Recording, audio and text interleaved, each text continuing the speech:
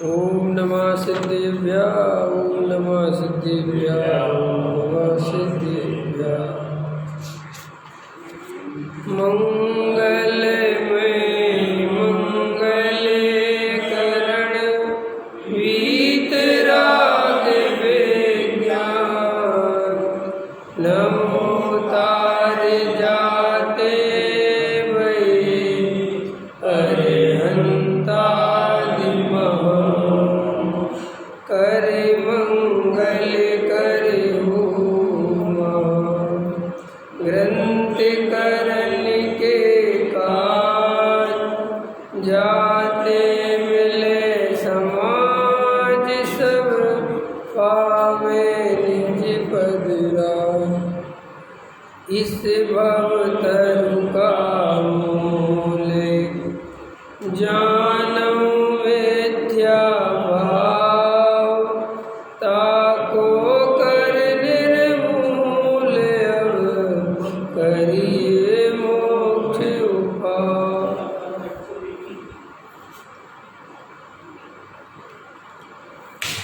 प्रश्न क्रमांक 202 मोक्ष मार्ग प्रकाशक 7वां अधिकार।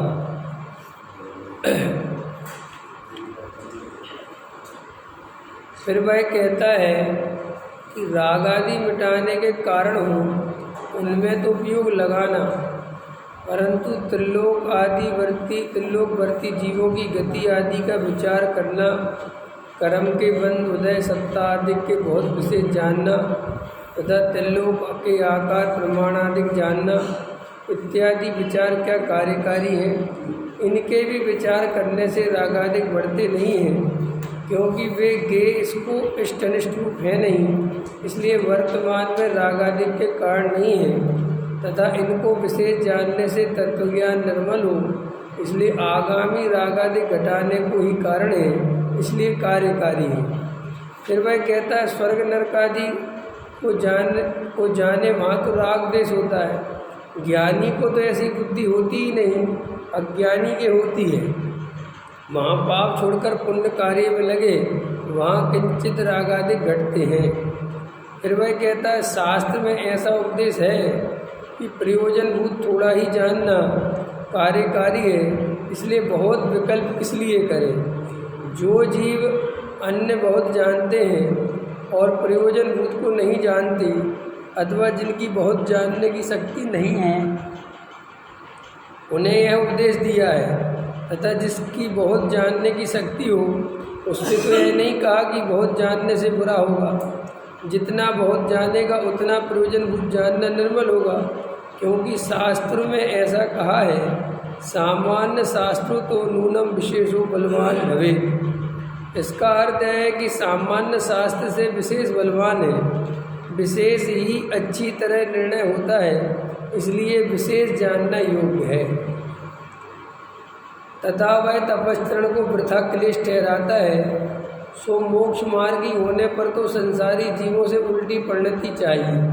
संसारियों को इष्टनिष्ट सामग्री से राग द्वेष होता है, इसके राग द्वेष नहीं होना चाहिए। वहाँ राग छोड़ने के अर्थ इष्ट सामग्री और भोजन आदि का त्यागी होता है, और द्वेष छोड़ने के अर्थ अनिष्ट सामग्री अनशन आदि को अंगीकार करता है।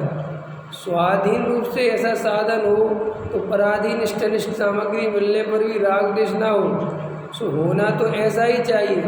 परंतु तुझे अनशन आदि से द्वेष हुआ, इसलिए उसे क्लेश ठहराया। जब वह क्लेश हुआ तब भोजन करना सुख स्वयं ठहरा, और वहाँ राग आया, सो ऐसी परिणति तो संसारियों के पाई ही जाती है। तूने मोक्ष मार्गी होकर क्या किया? यदि तू कहेगा कितने ही सम्यक दृष्टि भी तपस्चरण नहीं करते। उत्तर, कारण विशेष से तप नहीं हो सकता, परंतु श्रद्धान में तो तप को भला जानते हैं और उसके साधन का उद्यम रखते हैं। तुझे तो श्रद्धान यह है कि तप करना क्लेश है, तथा तप करे तेरे उद्यम नहीं है, इसलिए तुझे सम्यक दृष्टि कैसे हो? फिर वह कहता है शास्त्र में ऐसा कहा है कि तप आदि का क्लेश करता है तो करो, ज्ञान बिना सिद्धि नहीं। उत्तर, जो जीव तत्व ज्ञान से तो परांगमुख है। अब देखो ये बात इम्पोर्टेंट, यहाँ से पकड़ना, जो जीव तत्व ज्ञान से परांगमुख है तब से ही मोक्ष मार्ग मानते हैं, उनको ऐसा उपदेश दिया है। तत्व ज्ञान के बिना केवल तप ही से मोक्ष मार्ग नहीं होता, तथा तत्व ज्ञान होने पर राग आदि मिटाने के अर्थ तप करने का तो निषेध है नहीं। यदि निषेध हो तो गणधर आदि तप किस लिए करें? इसलिए अपनी शक्ति के अनुसार तप करना योग्य है। दो बातें हैं, एक तो तत्व ज्ञान होना चाहिए। तत्व ज्ञान का मतलब है सम्यक दर्शन, और शक्ति के अनुसार तप करना योग्य है, माने जबरदस्ती भी नहीं करना है और जितनी शक्ति है वो करना है, वो छोड़ना नहीं है। अंतर समझ में आया? जैसे ऐसा समझ लो, तुम मंदिर आए और मंदिर शांति से बढ़िया जिनेंद्र भगवान की भक्ति करते हो और तुम्हें किसी भी प्रकार की कोई तकलीफ नहीं है, 1 घंटे 1.5 घंटे करते हो तो करो, कोई दिक्कत नहीं है। लेकिन तुम आधे घंटे में तुम्हारे पैरों में खड़े खड़े बहुत तकलीफ होने लगती है, तो फिर वो उसको ज़बरदस्ती करना भी नहीं है। लेकिन कोई खड़े खड़े पूजन करना व्यर्थ है, ये भी नहीं है। हम नहीं कर पा रहे वो अलग बात है, हम मुनि राज नहीं बन पाए वो अलग बात है, हम अभी व्रतशील संयम नहीं कर पाते वो अलग बात है। लेकिन व्रतशील संयम आदि करना व्यर्थ है, समझ में? ऐसा नहीं मानना, वो व्यर्थ कब मानना कि जो जीव तत्व ज्ञान से रहे थे। ये साफ साफ लिखा है, तत्व ज्ञान नहीं जानते, आत्मा का स्वरूप नहीं पहचानते और केवल दया दान पूजा भक्ति में ही धर्म मानकर लगे रहते हैं। अब इसमें भी क्या है, अपने को ऐसा लगता है कि अपन तो तत्व ज्ञान वाले हैं, ख्याल में है ना। जैसे अपने जो मोक्षु हैं तो वो स्वाध्याय वगैरह करते हैं, आत्मा की चर्चा पढ़ लेते हैं, तो उनको ऐसा लगता है कि अपन को तो तत्व ज्ञान है, और अपन को तत्व ज्ञान है तो अपन को अभ्यस्त संयम आदि करना चाहिए, ख्याल में है ना। लेकिन तत्व ज्ञान शास्त्रों से पढ़ लिया और मान लिया कि हमें तत्व ज्ञान है, तो एक तो ये गलती है। फिर दूसरी बात ये है कि ये भी चेकिंग करने की बहुत ज़रूरत है कि दया दान पूजा व्रतशील संयम आदि के कर्ता हम अपने को तो नहीं मानते, एक बार। दूसरा, उसमें उपादेय बुद्धि तो नहीं मानते। तीसरी बात, उससे धर्म होगा ऐसा तो नहीं मानते, भले ही तुम्हें आत्मा की बात पता है। जैसे ऐसा समझ लो, अभी आप सब लोग 10 साल से स्वाध्याय सुन रहे हो, सुन रहे कि नहीं सुन रहे? तो अभी कोई बाहर का आदमी होगा तो वो कहेगा आप लोगों को तत्व ज्ञान है, कहेगा कि नहीं कहेगा? आप भी कहोगे हम तो भैया तत्व ज्ञान से जुड़े हुए हैं और हम तो 10 साल से स्वाध्याय करते हैं। तो वो कहेगा एक द्रव दूसरे द्रव का कर्ता धरता है कि नहीं? तो आप कहोगे नहीं है। वो कहेगा जो जो संसार में लौकिक कार्यों में तुम उसके करता हो, लेकिन हम तो करता नहीं है, तो ये तुम्हारा तत्व ज्ञान हुआ। तुम बोलोगे साहब बढ़िया ज्ञान है, एक द्रव दूसरे द्रव का करता नहीं है। लेकिन रियलिटी में जाओगे तो अंदर अपने आप चेक करोगे तो अभी ऐसा श्रद्धान हुआ नहीं है। अभी श्रद्धान तो ऐसा ही है, ये दया दान पूजा भक्ति मैं करता हूँ, करते कि नहीं करते? हम चाहें तो नहीं करें, अभी श्रद्धान ऐसा ही है। हम बोलना तो सीख गए, अंतर समझो, बहुत गहरी बात बता रहा हूँ। मुमुक्षु और गैर मुमुक्षु में क्या अंतर है? मुमुक्षु शास्त्रों को पढ़ता है तो सही बोलना सीख गया, क्योंकि शास्त्रों को पढ़ता है ना वो, तो सही बोलना तो सीख गया। लेकिन श्रद्धान वैसे ही का वैसा है, ऊपर ऊपर से चेंज लगता है और वो ऊपर ऊपर के चेंज को अपन चेंज समझ लेते हैं कि चेंज हो गया। जैसे पहले आप उदाहरण के लिए इधर उधर दौड़ते फिरते थे, नहीं समझ में आया, भागते फिरते थे, इन महाराज के प्रति उस महाराज के, अब वो छोड़ दिया। फिर आप थोड़ा जमीकंद वगैरह खाते थे, वो छोड़ दिया। फिर आपने थोड़े और पूजा शुद्ध सात्विक करने लगे, थोड़ा और अच्छे बढ़िया साफ सुथरी क्रिया करने लगे, तो आपको ऐसा लगता था हमारा तो सही चल रहा है, हमारा तत्व ज्ञान तो निर्मल है। लेकिन आप जो करने लगे अब उसमें उपादेय बुद्धि हो गई, ये आपको पता नहीं चला, नहीं समझ में आया। कुछ चीज़ें तो आपने छोड़ दी कि बुरा जानकर या इनमें कुछ नहीं रखा, लेकिन जो करने लगे उसमें उपादेय बुद्धि हो गई। ख्याल में आया कि नहीं है? अब वो आपको साथ में ये भी हो गया कि हमें तो 6 द्रव्य 7 तत्व 4 अभाव निमित्त उपादान ये सब ज्ञान है। तो आचार्य कहते हैं कि ये जो ज्ञान है ये तुम्हारा ज्ञान शास्त्रों से चल रहा है, इसलिए तुम जब दया दान पूजा भक्ति करते हो तो तुम्हें भी उसमें उपादेय बुद्धि होती है। उपादेय बुद्धि कैसे छूटे? आत्मज्ञान के बिना, आत्मानुभव के बिना उपादेय बुद्धि नहीं छूटती। ख्याल में है ना? ये तो हो सकता है आत्मज्ञान के बिना कि पहले कुछ और क्रिया करते थे, अब कुछ और करोगे, ये बात ठीक है। पहले महाराजों के पास दौड़ते थे, अब पंडितों के पास दौड़ोगे, ये वो सब हो सकता है। पहले रत्नकर्ण शराब का चार पढ़ते थे, अब समय सार पढ़ोगे, ये भी हो सकता है। पहले महाराज की फ़ोटो लगा के घूमते थे, अब गुरुदेव की फ़ोटो लगा के घूमोगे, ये हो सकता है। ये सब बात, लेकिन अंदर मान्यता नहीं बदलती, क्योंकि मान्यता बदलने के लिए आत्मा का अनुभव चाहिए। शास्त्र ज्ञान से श्रद्धा नहीं बदलती।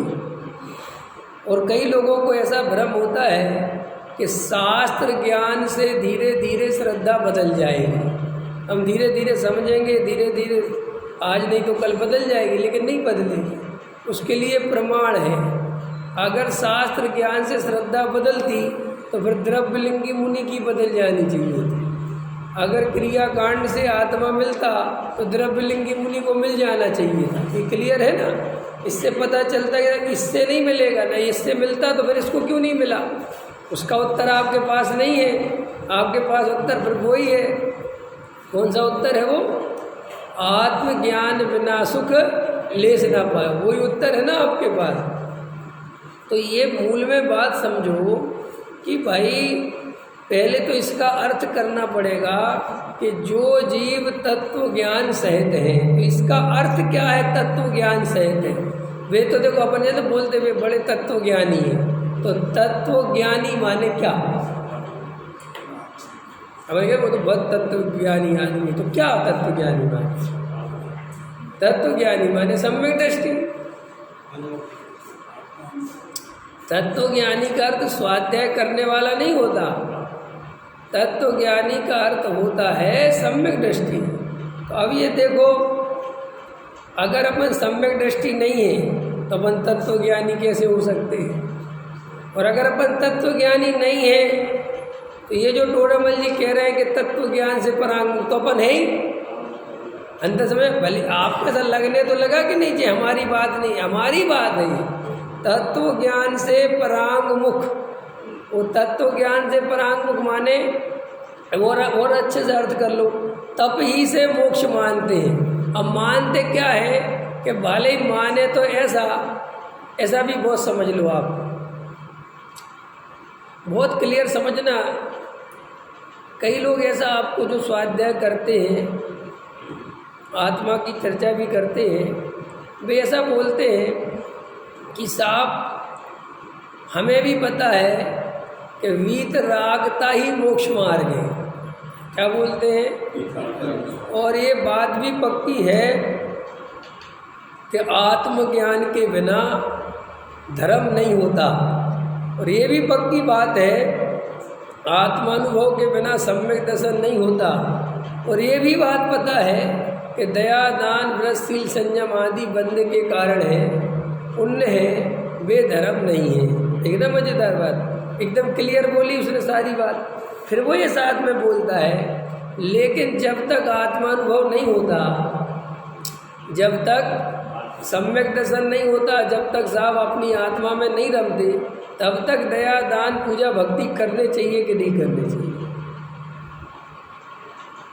अब मैं आपसे पूछ रहा हूँ, करने चाहिए कि नहीं करने चाहिए? करने चाहिए। अब इस भाषा में कहीं पर कोई मिस्टेक नहीं है, वो एकदम परफेक्ट बोल रहा है और मैं भी एग्री हूँ।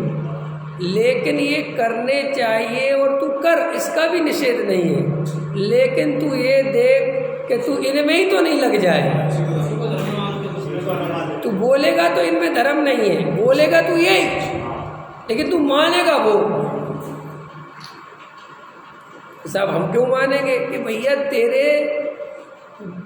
जो तेरी बॉडी लैंग्वेज है, जो तेरी स्थिति है, वो देख के समझ में आता है कि तू इसमें उपादेय बुद्धि कर बैठा है। तो भले ही बोल रहा है, बोलते हैं वो ऐसा, वो तो साहब हमें ही पता है बंद का कारण है, हमें ही पता है, लेकिन छोड़ दे क्या।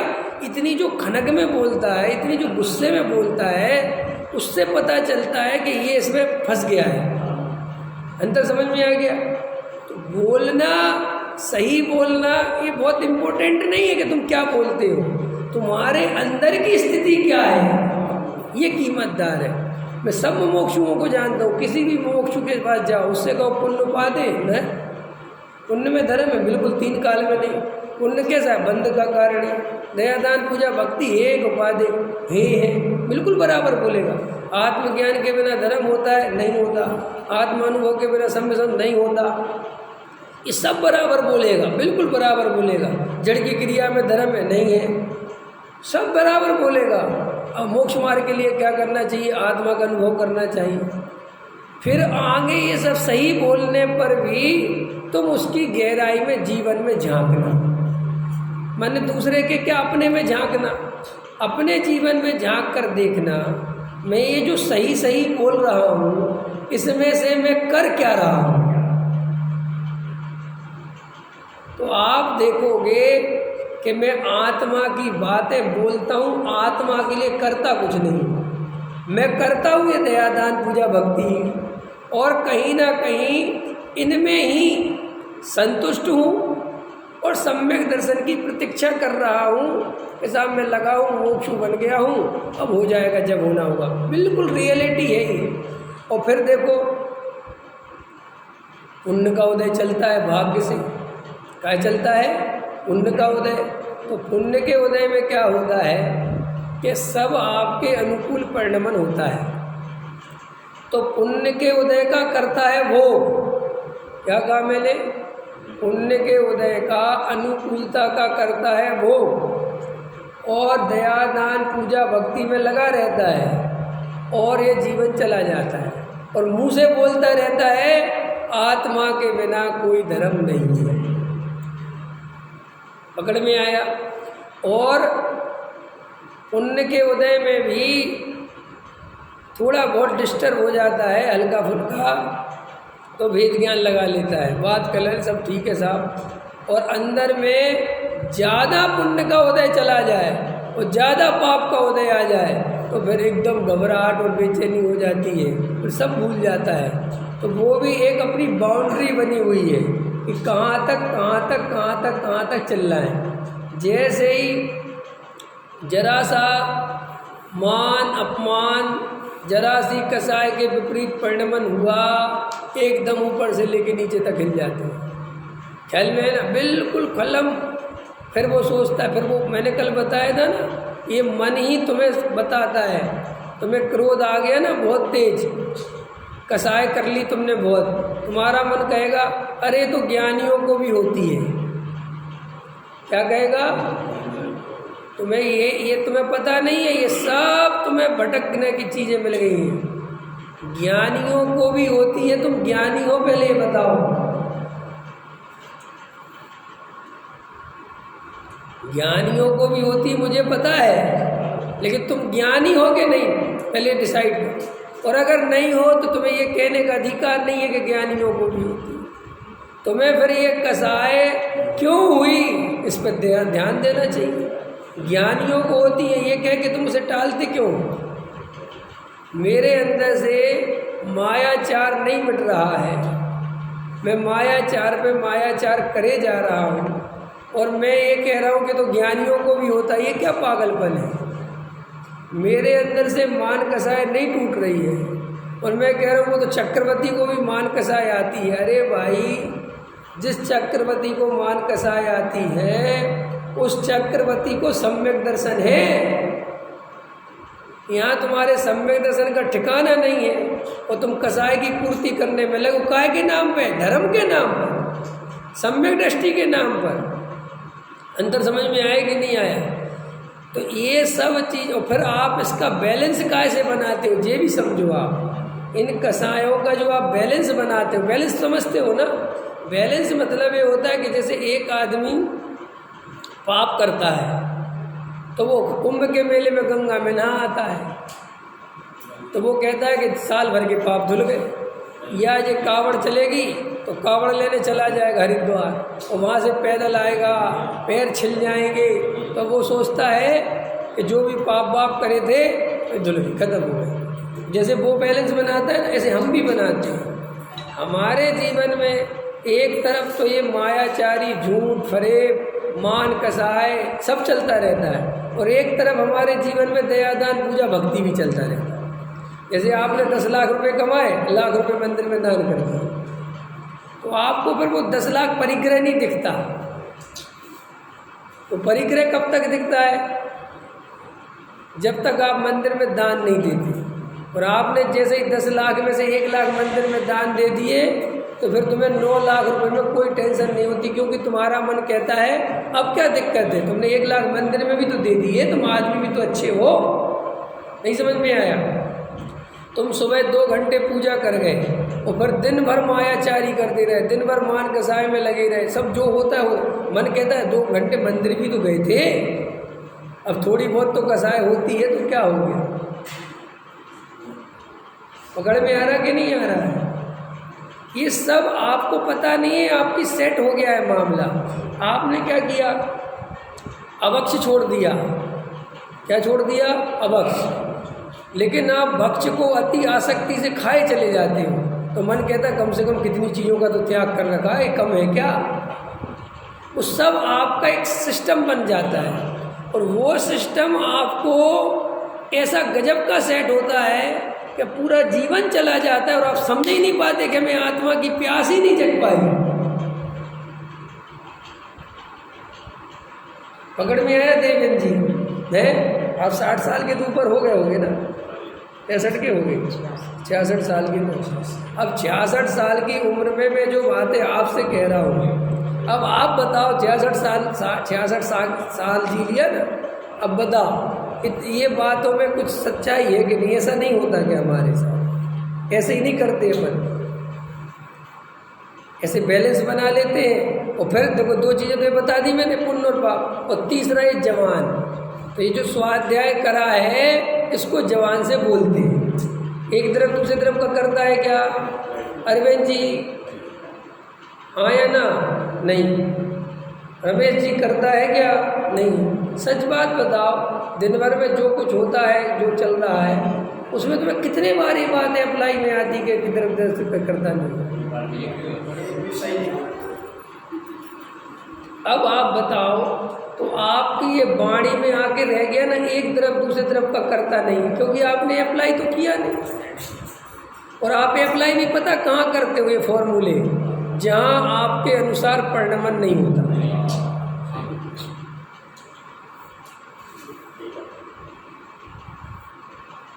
पकड़ में आ गई बात?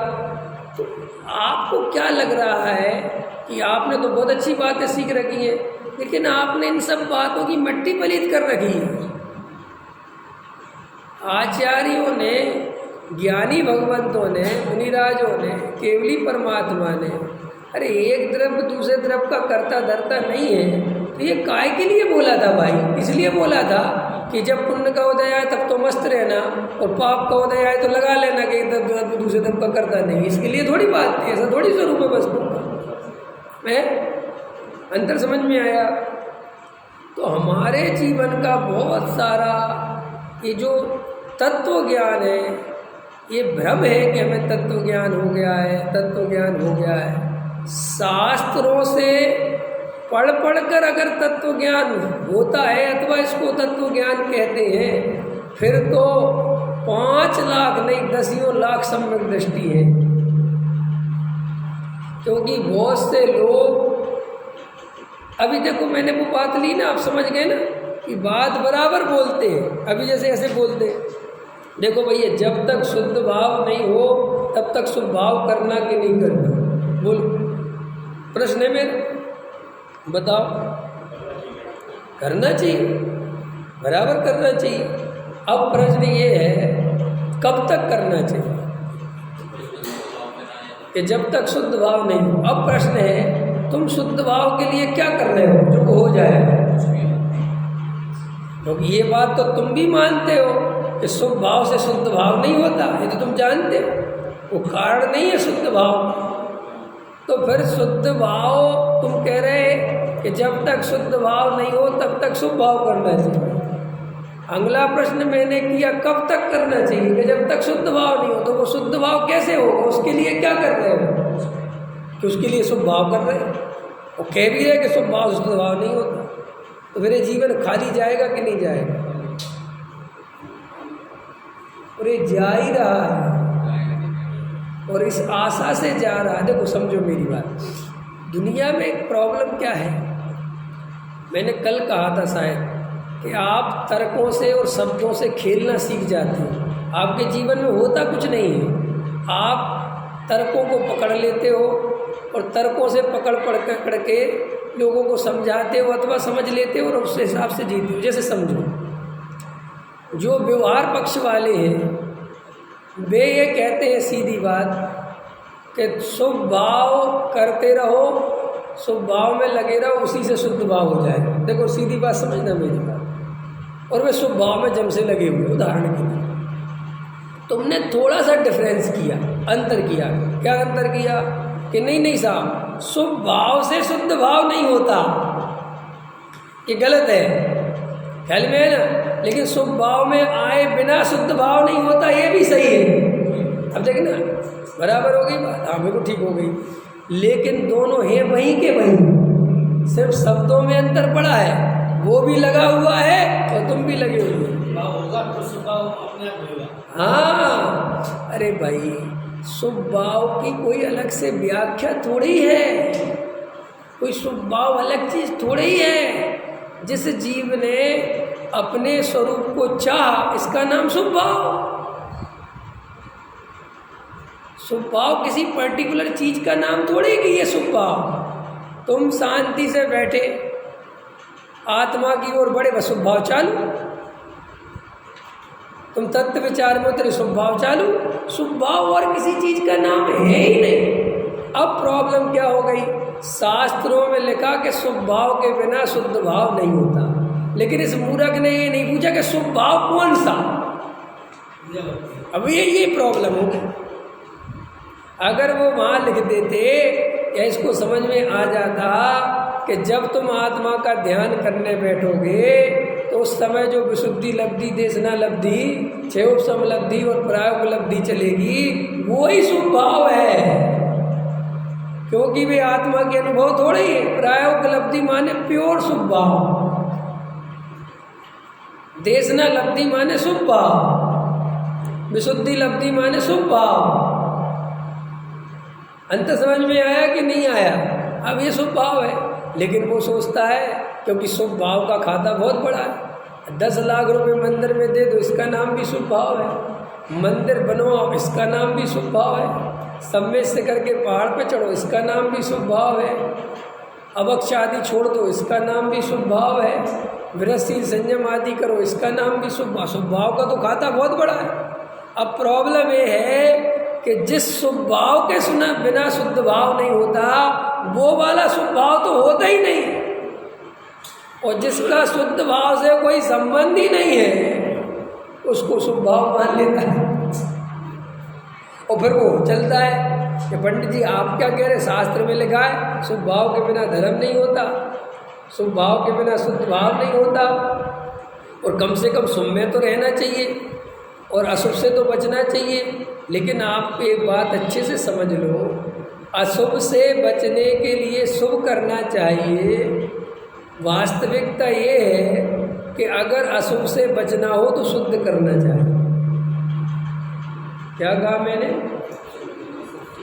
शुभ में ताकत नहीं है अशुभ से बचाने। क्या कहा मैंने? शुभ भाव में ताकत नहीं है तुम्हें अशुभ भाव से बचाने। तुम्हें भ्रम होता है कि वो बचा लेगा, वो बचा नहीं सकता, क्योंकि वो उसी का भाई है। वो कैसे बचा लेगा बेचारा?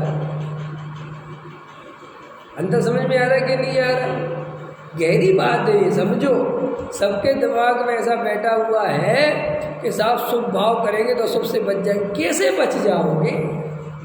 शुभ भाव से आज तक कोई बचा होता तो कालांतर में निगोद नहीं जाना पड़ता। नहीं समझे? वो भजन पढ़ते ना, भजन पढ़ते, पूजा पढ़ते, देव एक इंद्री हुआ है, पुण्य उदय से सुरगति पाई, मरण समय माला मुरझाई, मर के बहे पेड़ पतियाँ, न मनी जिन वाणी जीवतियाँ। लिखा ना उसमें कि वो स्वर्ग में चला गया और मस्त हो गया, तो वहाँ से फिर क्या हो गया? पेड़ पत्ती एक इंद्रिय आदि की पर्याय में चला।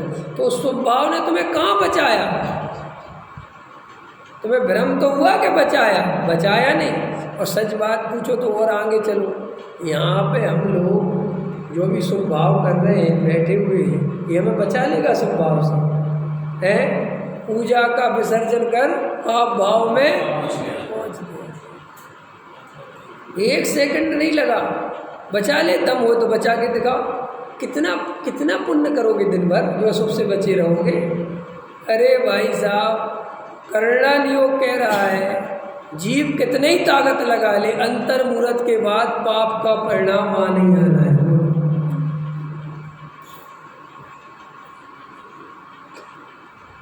मुनिराज को नहीं आता, इसलिए नहीं कि मुनिराज शुभ भाव में रहते, ये भ्रम मत पाल लेना। मुनिराज को जो पाप भाव नहीं आता वो इस भ्रम में मत रहना कि वे शुभ भाव में रहते हैं। वे जो आत्मा का अनुभव करते हैं, जो तीन कसाय चौकड़ी का अभाव है, उसकी दम पर अशुभ भाव नहीं आता। अंतर समझ में आया? इसलिए जो सच्चे साधु नहीं हैं उनके अशुभ भाव देखे जाते हैं, अशुभ भाव की क्रियाएं देखी जाती। क्यों? कि वो जिसके आधार से टिकना था स्वरूप में, वो तो है ही नहीं, उसमें क्या दम है? तो इसलिए अपने को भी ये बात बहुत गहराई में जाके समझनी है कि हम शब्दों से खेलना बंद करें और थोड़ा कम बोलें और शांति से बैठ के अपने अंदर की दशा का अवलोकन करें। देखो भाई, तर्क में, युक्ति में, आगम में बहुत कुछ उलझने जैसा नहीं है। वहाँ तो सिर्फ इशारे हैं, सारी मार काट तो अंदर चल रही है, सारी उठापटक तो आपके ही अंदर है। आप अपने गुरु स्वयं हो, आप अपने दोष देखने वाले स्वयं हो, आप अपना पुरुषार्थ करने वाले स्वयं हो, कोई दूसरा है ही नहीं। देखो भैया, मैं 10 दफ़े कहता हूँ, 1000 दफ़े कहता हूँ, अगर तुम्हें वास्तव में आत्मा चाहिए हो, अरे आत्मा चाहिए हो, ये थोड़ा आगे चले जाओ, थोड़ा सा होश चाहिए हो, थोड़ी अपनी खबर चाहिए हो, आत्मा थोड़ा आगे करो अभी है, थोड़ा अपनी सच्चाई चाहिए हो कि मैं हूँ कैसा, मेरी एक्चुअल स्थिति है कैसी, ये जानने के लिए शांति से मौन के साथ 1 घंटे बैठो। क्या कहा मैंने? क्या कहा? 1 घंटे शांति से एकांत में बैठो। करना कुछ नहीं है रमेश जी, ना ध्यान करना है ना कुछ करना है, सिर्फ अपने को देखना है कि मैं हूँ कैसा, मैं क्या चाहता हूँ, मेरे अंदर कौन कौन सी कसाय भरी पड़ी है, और मैंने इसे चांदी के वर्क से ढक रखा है। मैंने ये जो चेहरे लगा रखे हैं नकली समाज के सामने, और समाज वाले मेरे बारे में ये सोचते हैं कि मैं बहुत धार्मिक आदमी हूँ, मैं बहुत सज्जन आदमी हूँ, मैं ऐसा हूँ, मैं वैसा हूँ। ये सब जो चेहरे ओढ़ रखे हैं मैंने, क्या मेरी रियल में यही सच्चाई है? क्या मैं वास्तव में ऐसा ही हूँ? ये सब अवलोकन करना है आपको, और आप जितना जितना ये अवलोकन करने में समर्थ होंगे, जितना जितना अपने को पहचानोगे, उतना उतना आपके जीवन में परिवर्तन आएगा। उतना उतना आप समझ पाओगे कि मेरी एक्चुअल स्थिति है क्या। अभी आप इतनी तेज दौड़ लगा रहे हो, आप इतनी गति में लगे हुए हो कि आपको सोचने की फुर्सत नहीं कि आप कर क्या रहे हो, क्यों कर रहे हो, किस लिए कर रहे हो। आपको रियलिटी बताऊं तो अभी ये भी पता नहीं है कि मैं स्वाध्याय क्यों कर रहा हूँ। अगर आप अपने अंदर एक प्रश्न पूछोगे तो आपको इसका उत्तर खोजना भारी पड़ेगा। आप रोज पूजा में आते हो, आपको ये नहीं पता कि आप आते क्यों। और मैं भी पूछूंगा क्यों आते हो, फट से उत्तर दे दोगे, उत्तर जल्दी दे दोगे, क्योंकि उत्तर वो आपने सोचे नहीं है। वे उत्तर तोते की तरह रटा दिए गए जिन पे आपने कोई रिसर्च नहीं करी। नहीं समझ में आया। देखो, एक ने उत्तर ये रट लिया, उससे को पूजा क्यों करते हैं। अरे भैया भगवान 3 लोग के नाथ है भैया, भैया बहुत पुण्य लगता है, एक बार के दर्शन करने से बहुत पुण्य बनता है। देखो वो साफ सुथरा, उसने भी कोई पता नहीं है उसको बनता है कि नहीं बनता, ये उसको पढ़ाया गया तो बोलता है, तो मैं थोड़ा और ज़्यादा पढ़ा दिया गया। हाँ, तुम्हें ऐसा पढ़ा दिया गया कि भैया जिसको मंदिर दूर लगे उसको नरक पास लगता है। अब तुमसे मैंने कहा क्यों मंदिर क्यों आते। अरे पंडित जी कैसी बातें करते हो, रविंद्र जी का वो वाक्य नहीं पढ़ा आपने, कौन सा, जिसे मंदिर दूर लगे उसे नरक पास समझना चाहिए। ख्याल में, हाँ साहब अब आपकी पढ़ाई ऐसी होगी, थोड़ी और पढ़ाई कर लो। अरे पंडित आपको पता नहीं है, ये भीतरागी भगवान 3 लोक के नाथ और इनके दर्शन करने से सम्यक दर्शन का निमित्त बनता है। देखिए अब इसमें क्या गलत बोल रहा बताओ, मास्टर जी कुछ गलत बोल रहा। अच्छा अब अपने क्यों घटाओ। आप इतने दिन से सम्यक मंदिर आ रहे हो, कितने बार आप सम्यक दर्शन का निमित्त बनाए भगवान को, कितने बार आपने सम्यक दर्शन की नज़र से भगवान को देखा। 1-1 घंटे पूजा करते हो, भक्ति करते हो, कितनी देर ख्याल में आता है कि ये सम्यक दर्शन के अर्थ में आया हो। और अगर ख्याल में नहीं आता है तो बताओ तुम्हें पूजा क्यों कर रहे हो, पता कहाँ है।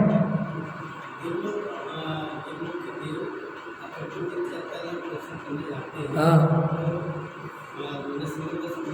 हाँ हो जाता है। हाँ बराबर, आप सोचो ना, हमें कोई दिक्कत नहीं है, लेकिन कम से कम सोचो तो। हम यही चाह रहे तुम सोचो तो सही, लेकिन सोचते ही तो नहीं हो। ये बात है याद कर ली है कि वो देव जाते हैं उनको सम्मिशन हो जाता है, तो भैया वे जाते हैं और सम्मिशन हो जाता है तो वहाँ जाके ये भी तो पता करो कि मैं करते क्या है। खाली जाते थोड़ी हो जाता है, वहाँ जब भगवान के दर्शन करते हैं तो पूर्व की देशना याद आ जाती है, पूर्व भव की बातें याद आ जाती हैं, तत्व याद आ जाता है, बैठ के आत्मा में डुबकी लगा लेते हैं, इसलिए सम्मिशन हो जाता है। अब अपन बातें तो सब सही करते हैं, मैं कह रहा हूँ बातों अभी चर्चा इसी बात की चल रही है कि हमारे उत्तर में कोई कमी है ही नहीं। आपके उत्तर दुनिया का कोई भी आदमी गलत सिद्ध नहीं कर सकता, क्योंकि आपके सारे उत्तर सही हैं, ख्याल में ना। और इतने ज़्यादा सही हैं कि अगर कोई समझदार हो तो वो समझ लेगा कि ये नकल का उत्तर है।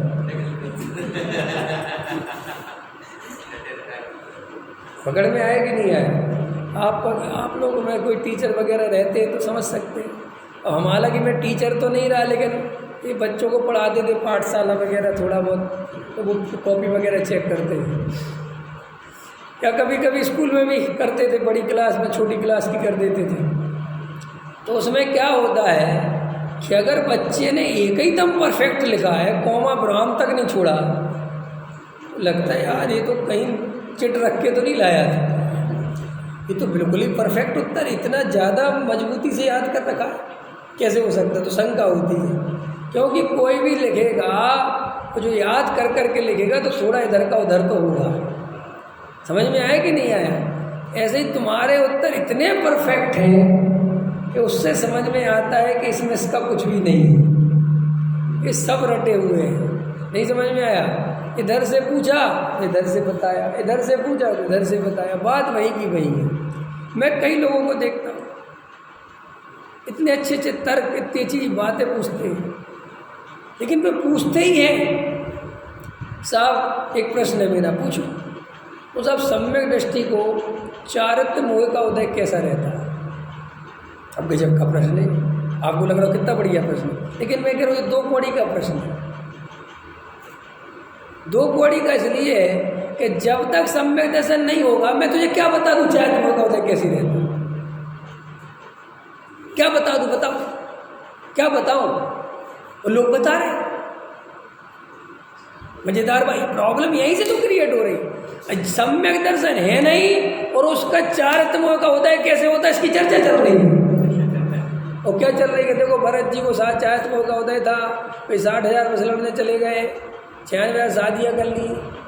अभी कह रहा यार इतना हो सकता है, तो फिर तो अपने कोई दिक्कत ही नहीं। अरे भाई ये सम्यक दर्शन हो तो पता चले ये चारित्र मोह क्या चीज़ है। जिसके दर्शन मोह जिंदा हो उसको क्या पता चले चारित्र मोह क्या होता है? आपको कसायों के बारे का तो स्वरूप पता ही है ना। अनंतानुबंधी खड़ी है तो आप प्रत्याख्यानावर्ण का पता नहीं चलेगा कभी, क्योंकि सारा केस तुम्हारा अनंतानुबंधी टेकल करेगी। आप प्रत्याख्यानावर्ण तक बात ही नहीं जाएगी। अनंतानुबंधी हटेगी तो फिर कौन सा केस टैकल करेगी? आप प्रत्याख्यानावर्ण। आप प्रत्याख्यानावर्ण जाएगी तो फिर प्रत्याख्यानावर्ण करेगी, प्रत्याख्यानावर्ण जाएगी तो संजुलन करेगी। कई लोग ऐसे भी होते कि पंडित जी ऐसा हो सकता है क्या हमारा संजुलन का उदय आ जाए? कसाएं तो पूरी है कि नहीं? वो 3 एक तरफ हो जाए और उसका उदय है तो मुनि न बन जाए। ऐसा नहीं होता। अनंतानुबंधी कसाय है तो जितने भी तुम्हारे निषेध उदय करेंगे वे अनंतानुबंधी में कन्वर्ट हो के करेंगे। इतना ज्ञान है, मुझे करना नहीं होगा। ख्याल में आया कि नहीं आया? मैंने आपको अच्छे से समझना है कि हम जो प्रश्न पूछ रहे हैं वे प्रश्न पूछने का हमें अधिकार है भी कि नहीं, हम क्यों पूछ रहे हैं, क्या करेंगे इन प्रश्नों को पूछ के? ख्याल में है कि नहीं? सबसे पहले आचार्य भगवान अपने से कह रहे हैं कि तुम सम्यक दर्शन की प्राप्ति करो, आत्मानुभव करो, और आत्मानुभव हो जाए तब आगे की बात करनी नहीं पड़ेगी, तुम्हें सब समझ में आएगी कि करना क्या है। आपके सारे प्रश्न ऐसे ही हैं। कितने प्रश्न बोलूं मैं? करना नहीं हो, पढ़ना चाहिए कि नहीं पढ़ना चाहिए, शुभ भाव करना है, क्या करना क्या नहीं करना, ये ज़्यादा उलझने की जगह जो करने को कहा है वो करो। 1 घंटा तत्व विचार करने को कहा है। अभी तो इसमें ही प्रश्न करें, ठीक है पंडित जी मान लो हमने 1 घंटा तत्व विचार कर लिया, फिर गजब हो गया यार, सबने यही प्रश्न के अब कुछ किया है नहीं है? एक गुरु और चेला था। गुरु लेटा हुआ था, रात का टाइम था, चेला आया। चेले से गुरु ने चेले से कहा अरे भैया जरा बाहर तो देखो, जो है बारिश हो रही है कि नहीं हो रही है? ख्याल में है ना? तो वहीं से एक बिल्ली आई, बोले बिल्ली सूखी है, इसका मतलब नहीं हो रही है। ख्याल में है कि नहीं आया? तीसरा कुछ और काम कहा तो उसने उसको भी ऐसे ही करके कर दिया। तीसरा काम कहा तो क्या 2 मैंने कर दिए, तीसरा आप कर लो, किया कुछ नहीं। अंत समझ में आया? किया कुछ नहीं, वहीं बैठे बैठे बातें बता दी, ऐसा ऐसा ऐसा, और फिर तीसरा काम का तो बोले 2 मैंने कर दिए, तीसरा आप कर लो। ऐसे ही हमारे साथ हम कर कुछ नहीं रहे, सब बैठे बैठे खिचड़ी बनाए जा रहे हैं। ठीक है साहब, वो 1 घंटा तत्व विचार करेंगे, फिर उसके बाद क्या करना? अरे भैया करो तो सही, नहीं हम तो समझ गए, और कहो 2 दिन करके आ जाए, आधा घंटा, सब हमको कर तो रहे, लेकिन वो नहीं था कुछ भी है? कुछ नहीं हो रहा। वो साहब कह रहे ना कुछ नहीं, इससे अच्छा तो हमको शास्त्र पढ़ते उसमें ज़्यादा मन लगता है। अरे भाई ये मन लगाने के लिए नहीं है ये चीज़ कि तुम्हारा मन लगता है कि नहीं लगता है, तुम्हें यहाँ मन लगाना पड़ेगा, तभी मन से सुलझोगे। तुम्हारा मन नहीं लगता इसलिए शास्त्र पढ़ने लगो, इससे काम थोड़ा ही चलेगा। कई लोग क्या करते हैं, ऐसा शास्त्र रख लिया और शास्त्र पढ़ते जाएंगे, थोड़ी देर आंख बंद कर फिर शास्त्र खोल लेंगे। फिर आप फिर सोचते हैं कि हमने शास्त्र, अरे भाई जब तुमने बाहर अवलंबन रख ही लिया तो वो तो बार बार कहेगा चलो, बार बार कहेगा बाहर चलो, अवलंबन है ना बाहर। अवलंबन रखोगे कुछ नहीं, ये आप समझ नहीं रहे आपके जीवन में क्या चल रहा है। आप पहले ही रास्ता खोज लेते हैं, मन को पहले ही बता देते हैं, शास्त्र रखा है, मन नहीं लगे तो बाहर आ जाएंगे। इसलिए एकांत का बिना अवलंबन के कहा, बिना सहारे के कहा। मोबाइल है ना तुम्हारी जेब में, हाथ में तुम्हारे मोबाइल है, तुम कितनी कोशिश करना देखने लगोगे बीच बीच। अब किसी का फोन नहीं आया, देखना जैन साहब उदाहरण के, तो अब देखने की जरूरत है कि आया कि नहीं, क्योंकि आएगा तो बजेगा, ये तुम्हें ही पता है, नहीं समझ में आया। लेकिन फिर भी लोग किसी का, अरे ये सब आपको आदत ऐसी है, ऐसे ही आपको बाहर में रहने की आदत बहुत है। अंदर जाने की बात आती है तो पूरी घबराहट पैदा हो जाती है, वो कहता बाहर बाहर बाहर बाहर। इसलिए अपन अंदर जाने का अभ्यास कभी नहीं करते, क्योंकि अंदर जाने की जब बात आती है तो 2 4 6 मिनट में ऐसा लगता है बस ठीक है कुछ, अरे ठीक है विनती पढ़ने लगो। भाई लोग कुछ नहीं समझे तो नमोकारी मंत्र पढ़ने लगते हैं। वो कहते हैं नमोकारी मंत्र का सहारा ले लो, कुछ नहीं मिल रहा तो देखा आपने करना है सब प्रयोग। आप देखोगे कि आप ऐसा ध्यान कर बिल्कुल, और आपसे कहा कुछ नहीं करना, आपको नमोकार मत पढ़ो, आप अपने आप ही 2 4 मिनट नमो हिंदाणम से करता हूँ चालू, उसमें ठीक हो जाए, नमो हिंदाणम नमो से, अब एक काम फिर मिल गया। अब वो काम ही मिलता है और आप उसको कर करके फिर मिल जाएगा, आपको हो गया, आप कर लेते हो, आप ठीक है। फिर लोग उसी को सामायिक बना लेते हैं, 2 4 विनती याद कर लेते हैं, 1000 1008 जंत्र जाप कर लेते हैं और कहते साहब तो बहुत करते, गहरे से गहरा लगते। रे भाई ये सब परावलंबन लिए हैं, इसमें फिर तुम आत्मा नहीं मिल पाएगा।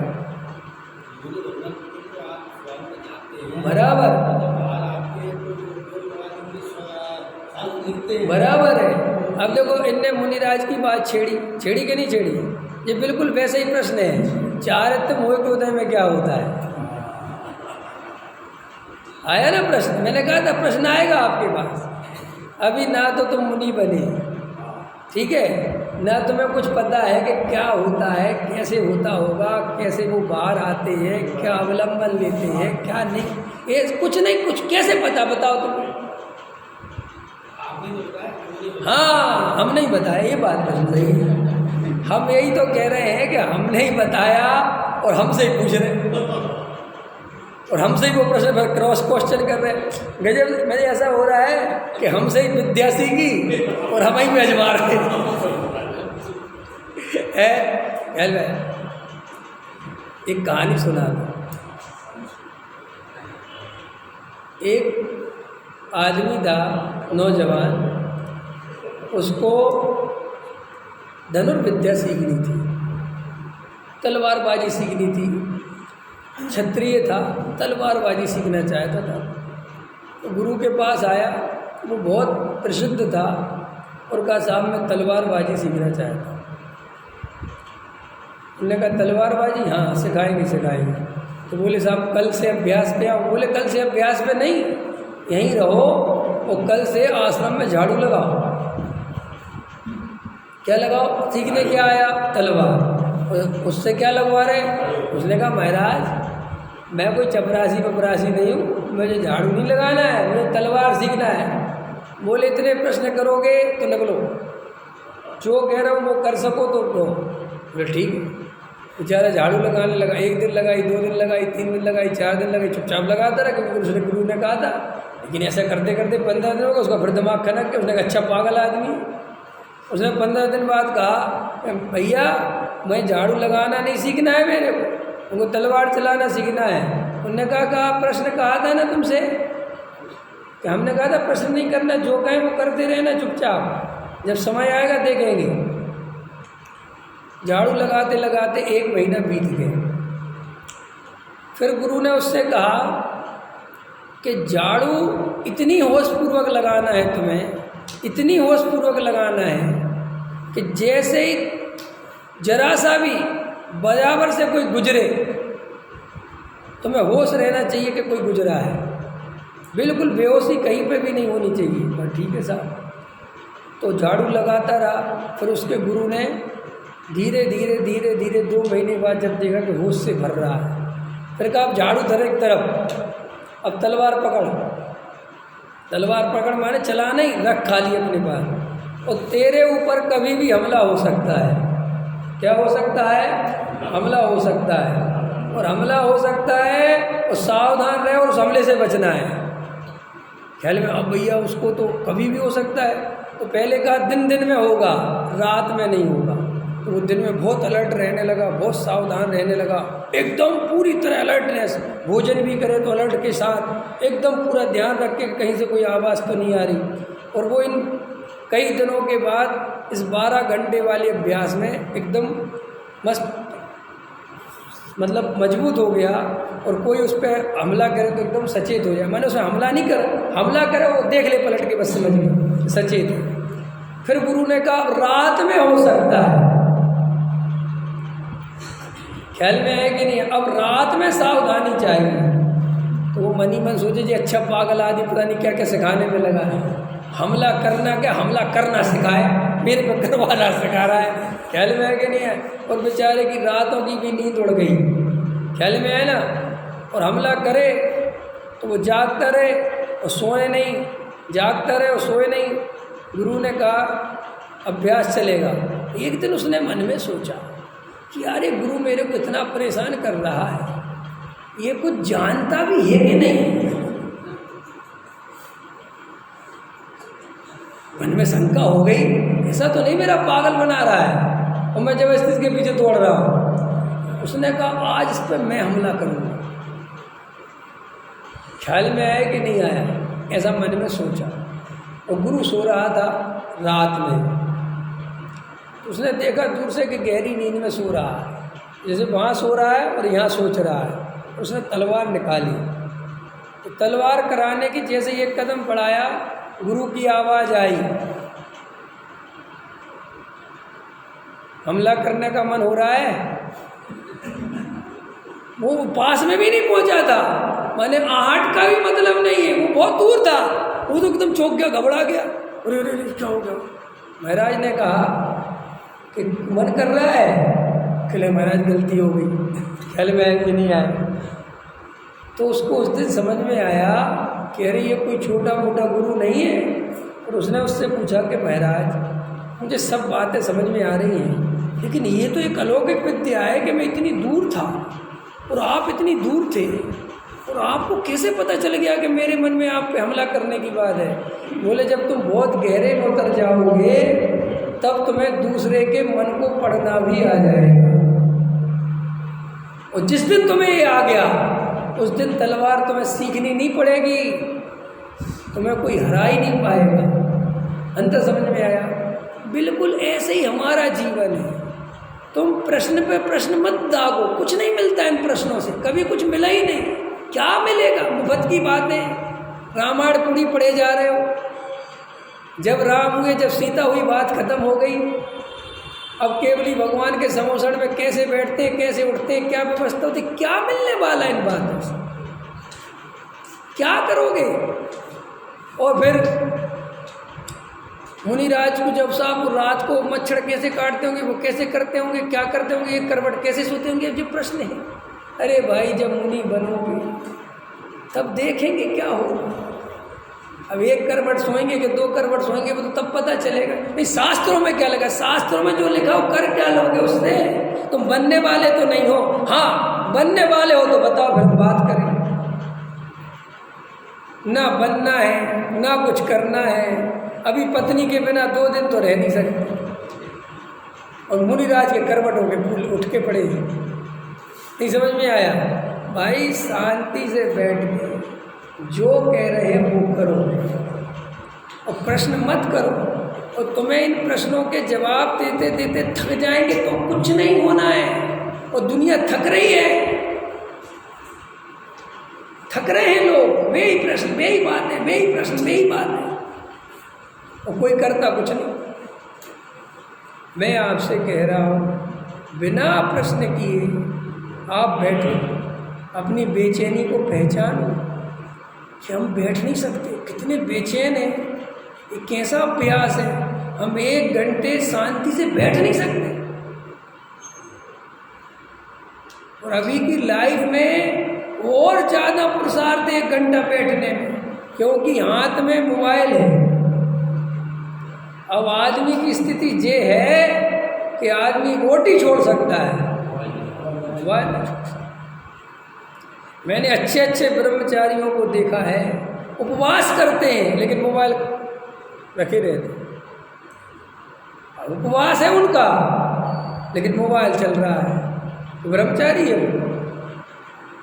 अच्छे अच्छे महाराज उपवास है, भोजन नहीं लिया लेकिन मोबाइल असिस्टेंट लेके चल रहा है और पूछ रहे हैं कहाँ क्या क्या हो रहा है। आप क्या सोचते हो, वर्तमान में आपका उपयोग इतना खाया जा रहा है जिसकी सबसे ज़्यादा ज़रूरत है आत्मा के लिए। आत्मा को सबसे ज़्यादा ज़रूरत अगर जीव की किसी चीज़ की है तो आपके उपयोग की है। और आप उपयोग, रोटी छोड़ना आसान है लेकिन उपयोग को खाली छोड़ना बहुत मुश्किल है। उपयोग समझ गए ना? मैंने क्या कहा, आपको 1 घंटे शांति से मोबाइल अलग रख देना, स्विच ऑफ कर देना, कहीं और अगर जो करना करो, और ना वहाँ पे टीवी हो, ना कुछ हो, ना पत्नी, ना बच्चे, और शांति से आपको ये भी नहीं करना कि आप आंख बंद करके खूब ध्यान बयान करना है। सिर्फ आपको शांति से जो हो रहा है आपके अंदर, जो भाव चल रहे हैं आपके अंदर और जो बाहर चल रहा है वो, उन सब का अवलोकन करना है। क्या करना है? और शांति से बैठे रहना है। अब आपको ऐसा लगेगा, मन कहेगा तो बहुत सरल है, आपका मन क्या कहेगा अभी, तो बहुत ठीक है, हम तो बैठे रहेंगे। जाके बैठो, ठीक है, बैठो। और रोज बैठना, 1 आध दिन बैठ गए ना, कल आके कहो बैठ गए थे हम तो कल, कुछ भी नहीं हुआ। 1 दिन नहीं, कितने दिन बैठना? कम से कम 6 महीने। 6 महीने बाद प्रश्न पूछना, जो भी पूछना हो। साहब हम 6 महीने बैठे रहे और हमें कुछ नहीं मिला, तब बात करेंगे। लेकिन 6 महीने रोज बैठ जाओ, एकांत में कोना पकड़ो और बैठ जाओ, आप देखोगे 1 घंटा तो बहुत दूर की बात है, 15 मिनट में बेचैनी होगी। और मन कहेगा अरे ऐसे 1 घंटा बैठने से होता क्या है? मन तुरंत कहे कुछ नहीं होता इससे। अरे ठीक है, ऐसे कुछ होता है कि इससे आत्मा मिलेगा क्या? मन कहेगा आपसे, क्योंकि वो आपको बैठने नहीं देना चाहता है। पकड़ में आ रही है? तो वे तर्कों से मत फंस जाना कि अरे क्या होता है, ऐसे बैठने से तो कुछ नहीं होता भैया, ना उपयोग अंदर जा रहा, बस बैठे रहो बैठे रहो। बैठे तो रहो, बैठो तो पता चलेगा। मोबाइल बाधक है या मनखंडादि है? आराधना के लिए चुपचाप बैठना है या मोबाइल बाधक है? मोबाइल बाधक है और मनखंडादिक आदिक साधक है, निमित्त हैं, अच्छे निमित्त हैं। हाँ बराबर, उसमें क्या है? देखो भाई, ये निमित्त की भी परिभाषा समझो।